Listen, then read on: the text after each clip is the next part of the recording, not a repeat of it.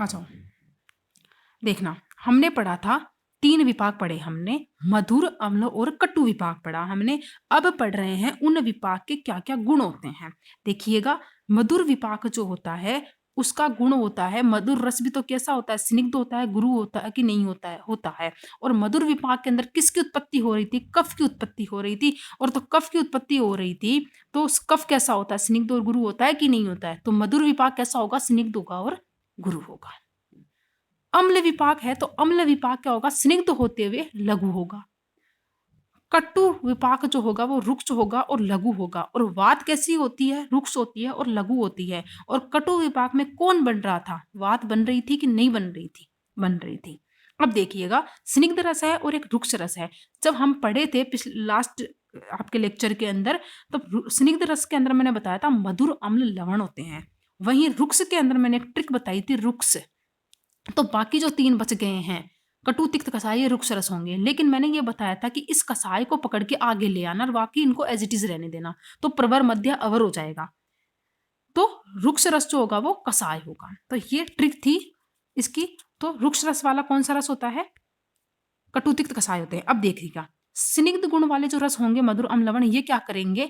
षष्ठ, वीण, मूत्र, मारुत होंगे और शुक्र को निकालने वाले होंगे। तो वात, मूत्र, पुरुष को निकालने वाले होंगे। और ये जो तीनों रुक्ष गुण वाले होंगे, ये वात, वीण, मूत्र को और शुक्र को क्या होंगे? बद्ध करने वाले होंगे, यानी कठिनता से निकालने वाले होंगे। और जहां पे रुक्षता होती है, वहां तो कॉन्स्टिपेशन मिलता ही मिलता है। वहां तो वो क्या कर देती है? वात अपने गुण से, शीत गुण से और रुक्ष गुण से क्या करती है? वहां पे सुखा देती है, उसको शोषण कर लेती है उसके जलियांश का, जिससे क्या होता है? वहां पे ये कठिनता से निकलते हैं। क्लियर है? अब पढ़ते हैं गुरु गुण। गुरु गुण जो होगा मधुर विपाक का होगा, सीधी सी बात है। 2 विपाक थे, द्विविध विपाक के अंदर गुरु था, एक लघु था। तो मैंने बताया कि त्रिविध विपाक में ही द्विविध विपाक को समावित कर लिया गया है। कैसे समावित किया गया है? मधुर विपाक के अंदर तो गुरु को रख दिया, और कटु और अम्ल विपाक जो था उसके अंदर लघु विपाक को रख दिया है। तो देखिएगा, गुरु विपाक में कौन सा विपाक आएगा? मधुर आएगा गुरु गुण वाले में, और लघु गुण वाले में 2 विपाक आ जाएंगे, कटु और अम्ल विपाक आ जाएंगे। ठीक है। अब देखना विपाक के कर्म। तो कटु विपाक जो था वो शुक्र नाशक था कि नहीं था पिछले वाले पेज के अंदर? और मल मूत्र को बांधने वाला था, यानी बद्ध, वीण, मूत्र, मारुत था, रोकने वाला था और वात का प्रकोप करने वाला था। और जब कटु विपाक का अवस्था पाक देखा था हमने, तो उसमें किसकी उत्पत्ति हो रही थी? वात की उत्पत्ति हो रही थी। अब आता है अम्ल विपाक। अम्ल विपाक जो था शुक्र को नष्ट करने वाला था षष्ठ, वीण, मूत्र, मारुत था, तो मल, मूत्र और वात को निकालने वाला था। और अम्ल विपाक का जब अवस्था भाग पढ़ा था हमने, तो पित्तम अचुदीर्यते पढ़ा था, तो मतलब कि पित्त बढ़ रहा था, तो इसमें पित्त बढ़ेगा। अब नेक्स्ट देखते हैं, देखना मधुर विपाक के कर्म। मधुर विपाक जो है, मधुर विपाक वाले जो द्रव्य होंगे वो षष्ठ, वीण, मूत्र, मारुत होंगे, तो मल मूत्र को निकालने वाले होंगे, शुक्र धातु को बढ़ाने वाले होंगे, यानी शुक्र को बढ़ाता है मधुर शीत गुण होने के कारण और सौम्य स्वभाव होने के कारण। और शुक्र भी क्या होता है? सौम्य होता है। तो सामान्य के प्रभाव से गुण सामान्य होता है। गुण सामान्य के कारण क्या होता है? मधुर रस जो होता है वो किसको बढ़ाता है? शुक्र को बढ़ाने वाला होता है। समान गुण को बढ़ाता है, इसलिए उसे सामान्य जो पढ़ते हैं, सामान्य और विशेष पढ़ते हैं ना, तो गुण सामान्य के भेद से ये इसको बढ़ाने वाला होगा। पढ़ोगे आप पढ़ लिया होगा आपने चरक के अंदर। शुक्र धातु को बढ़ाने वाला होगा और कफ को बढ़ाने वाले होंगे, क्योंकि मधुर विपाक का जब अवस्था पाक देखा था हमने, तो कफ की वृद्धि होती है उसमें। अब देखिएगा, सुश्रुत ने विपाक के कर्म निम्न प्रकार से बताए हैं। सेम बातें चल रही है सबके अंदर, कोई डिफरेंस नहीं है इतना। गुरु विपाक जो होगा वो वात और पित्त का शमन करने वाला होगा, मलमूत्र को निकालने वाला होगा, यानी कि मधुर की बात चल रही है एक तरह से, और कफवर्धक होगा। लेकिन वही लघु यानी कि कटुतिक्त विपाक जो होगा वो कफ को शमन करेगा, सीधी सी बात है, वात बढ़ेगी तो, और वात का प्रकोप होगा, और मल मूत्र को रोकने वाले होंगे, सीधी सी बात है, ये तो पढ़ चुके हैं हम पहले। अब है इंपोर्टेंट विपाक जो चैप्टर है, ये पूरा इंपोर्टेंट है। इसमें से फिक्स क्वेश्चन है, एक क्वेश्चन 10 नंबर में आता ही आता है। देखना, विपाक का तारतम्य, यानी कि मधुरतर, मधुरतम, ऐसे पाया था ना, गुड, बेस्ट, बेटर, ऐसे है एक तरह से। तो द्रव्यगत रसों में जिस प्रकार मधुर होता है, एक उससे बेस्ट मधुतर होता है, उससे बेस्ट मधुरतम होता है। अम्ल में अम्ल, अम्लतर, अम्लतम होता है। उसी प्रकार विपाक के अंदर भी ये पाया जाता है कैसे पाया जाता है? मधुर विपाक किस किस का था? मधुर विपाक एक तो मधुर रस का था, एक लवण रस का था। इन दोनों में पाया जाएगा तारतम्य, कि मधुर विपाक में भी अम्ल में और मधुर में कौन सा रस बेस्ट है मधुर विपाक करने में। देखिएगा, मधुर विपाक, मधुर रस का विपाक उत्तम होता है और अम्ल रस का विपाक जो होता है वो अवर होता है। हालांकि दोनों ही रसों का विपाक मधुर है, लेकिन फिर भी एक रस ऐसा है जो बेस्ट है विपाक करने में, मधुर विपाक करने में। एक रस है लवण रस जो अवर है उसके अंदर, यानी कि ये प्रवर है और ये अवर है। देखिएगा, मधुर रस का विपाक जो होता है वो मलमूत्र को निकालने वाला, शुक्र को बढ़ाने वाला और कफ को बढ़ाने में उत्तम है। लेकिन इन्हीं चीजों में, इन्हीं प्रॉपर्टी में लवण रस जो है इसे थोड़ा सा कम काम करता है। देखिएगा, मलमूत्र का सारक ये भी है, शुक्र को ये भी बढ़ाएगा, कफ को भी ये भी बढ़ाएगा, लेकिन इसके कंपैरिजन में कम बढ़ाएगा, ये काम कम करेगा। इसके कंपैरिजन में ये वर्क इन चीजों पे कम करेगा, यानी शुक्र को बढ़ाएगा लेकिन उतनी स्पीड, मतलब कि उतनी मात्रा में नहीं बढ़ाएगा जितनी मात्रा में मधुर रस बढ़ाता है। मल मूत्र को निकालने वाला होगा, कफ को बढ़ाने वाला होगा, लेकिन उतनी मात्रा में नहीं जितनी में ये करता है कार्य। अब देखना अम्ल विपाक। अम्ल विपाक जो था अम्ल रस का होता है, ये क्या कर रहा है? मल मूत्र का निकालने वाला, शुक्र को नष्ट करने वाला और क्या, किसको, पित्त को बढ़ाने वाला होता है। तो इसका तो तारतम्य बन ही नहीं सकता, क्योंकि तो एक ही रस है इसके अंदर। अब देखते हैं कटु तिक्त कसाय के अंदर, कटु विपाक के अंदर। कटु विपाक में देखना एक बार, कटु विपाक के रसों में कसाय रस तो उत्तम माना जाता है। वात बढ़ाने में कसाय रस जो होता है वो बेस्ट होता है। रुक्षता के अंदर कौन बेस्ट? कसाई है, उसके बाद में कटु है और उसके बाद में तिक्त है। देखो वही हो गया रुक्षता की फॉर्मूला। देखना, कटु तिक्त कसाय था, मैंने बोला कसाय को पकड़ के आगे ले आओ, तो कसाय कटु तिक्त बना कि नहीं बना। और यहाँ पे क्रम देखना, कसाय कटु तिक्त बन रहा है कि नहीं बन रहा है।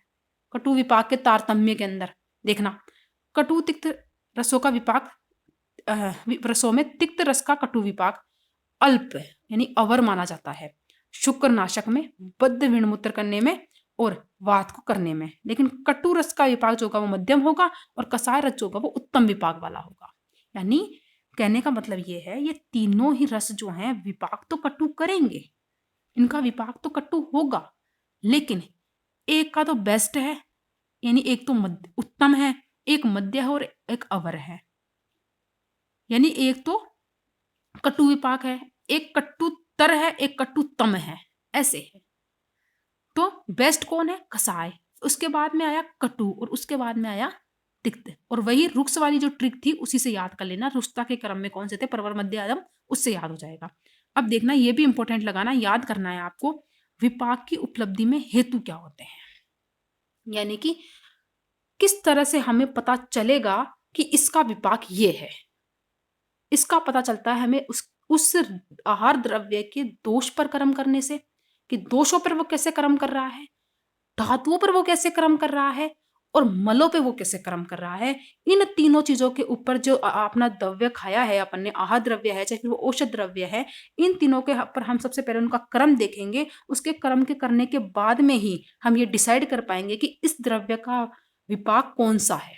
यही चीज है इसके अंदर, यानी कि विपाक की उपलब्धि में हेतु। समझना इस चीज को, उपलब्धि मतलब कि कौन सा विपाक है, ये कैसे डिसाइड करेंगे, उसके अंदर कारण क्या होते हैं। देखिएगा, आहार द्रव्य और औषध द्रव्य है, इनका सेवन करने के बाद ही इनका आवश्यक पाक होता है। सीधी सी बात है, खाएंगे तभी उसका पाचन जो होगा वो स्टार्ट होगा।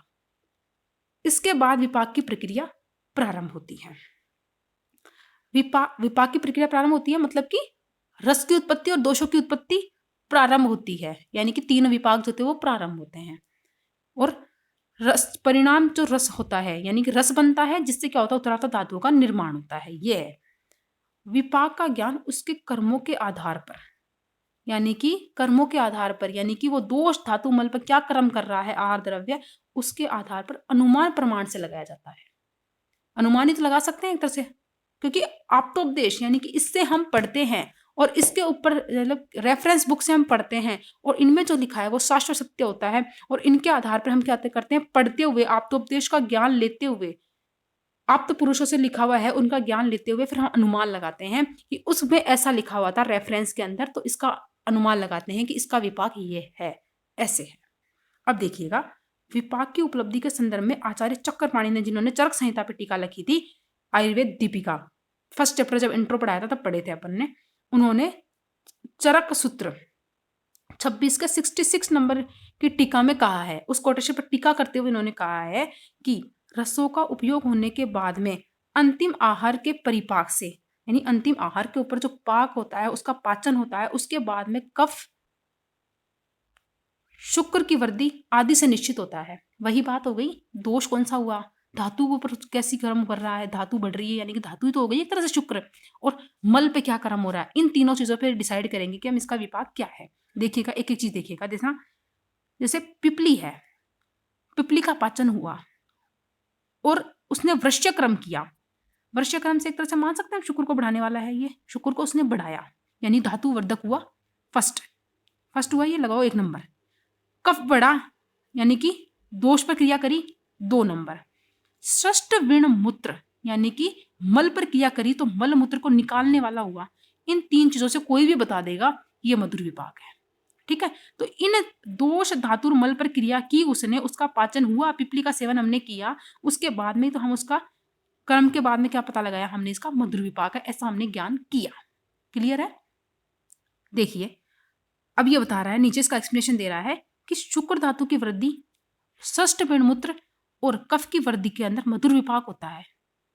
वहीं शुक्र धातु का क्षय करने में, षष्ठ विणमूत्र करने में, पित्त की वृद्धि के अंदर अम्ल विपाक होता है। ये चीज पढ़ चुके हैं हम पीछे, जो सारणी बनी थी वो अच्छे से याद कर लेना बस। वहीं बद्ध विणमूत्र में धातु का, शुक्र धातु का क्षय करने में और वात की वृद्धि करने में कौन सा विपाक होता है, कटु विपाक होता है। ये इंपॉर्टेंट है, यहां से 5 नंबर का क्वेश्चन बनता है कि विपाक की उपलब्धि में हेतु समझाइए। देखिए, आज का लास्ट टॉपिक है ये, कफ का क्षय और वात की वृद्धि हुई तो उसे कटु विपाक का पता चलता है। अब देखिए, आचार्य चरक ने बोला है कि विपाक का है कर्म निष्ठाया, यानी कि विपाक का ज्ञान तभी होगा जब दोष धातु और मल इनके ऊपर कर्म होगा, यानी कि कर्म की समाप्ति के बाद में ही, कर्म होने के बाद में ही विपाक का पता चलता है। विपाक है कर्म निष्ठाया, मतलब कि कर्म की निष्ठा होने के बाद में, कर्म की समाप्ति के बाद में विपाक का पता चलता है। विपाक का ज्ञान कर्म समाप्ति के बाद निर्धारण किया जा सकता है, अतः विपाक का ज्ञान पाचन के बाद में उसके कर्मों से अनुमान प्रमाण के द्वारा लगाया जा सकता है। अनुमान प्रमाण क्यों आया, ये भी मैं आपको बता चुकी हूँ सब कुछ। तो विपाक जो होता है अल्टीमेट, हमने जो आहार द्रव्य सेवन किया है अकॉर्डिंग टू मॉडर्न, जो जो उसके अंदर केमिकल कंपोजिशन में उसके अंदर चेंजेज होगा, उसके ऊपर जो एंजाइम की क्रिया होती है और जो अंतिम के अंदर जो रस बनता है और एक मल बनता है, किस तरह से वो पूरा प्रोसेस एलिमेंट्री कैनाल में होता है, वो सब कुछ समझाया गया है। एक तरह से वही विपाक होता है। नेक्स्ट है वीर्य विज्ञानीय, ये पढ़ेंगे हम नेक्स्ट क्लास में। आज के लिए इतना ही, बाकी पढ़ते हैं कल। किसी को कोई डाउट है?